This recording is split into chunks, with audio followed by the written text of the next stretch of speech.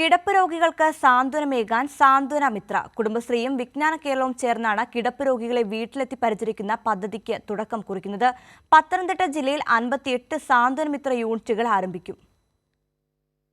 കിടപ്പ് രോഗികളെ പരിചരിക്കുവാൻ വീടുകളിലേക്ക് കുടുംബശ്രീ പ്രവർത്തകർ എത്തും. കുടുംബശ്രീയുടെ പരിശീലനം ലഭിച്ച പ്രവർത്തകരാണ് സാന്ത്വനമിത്രയുടെ ഭാഗമാകുക. കിടപ്പ് രോഗികളെ വീട്ടിലെത്തി ആവശ്യാനുസരണം പരിചരിക്കുന്നതാണ് പദ്ധതി. 58 സാന്ത്വനമിത്ര യൂണിറ്റുകളും ആരംഭിക്കുന്നതിനുള്ള പ്രവർത്തനങ്ങൾ അവസാന ഘട്ടത്തിലാണ്.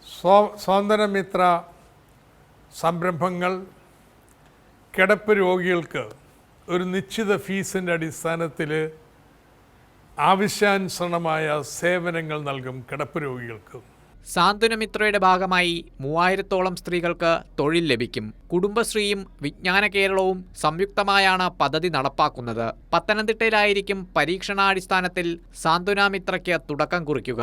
TM തോമസ് ഐസക്കിന്റെ നേതൃത്വത്തിൽ പദ്ധതി നടപ്പാക്കാനുള്ള ചർച്ചകൾ പുരോഗമിക്കുകയാണ്. കൈരളി ന്യൂസ്, പത്തനംതിട്ട.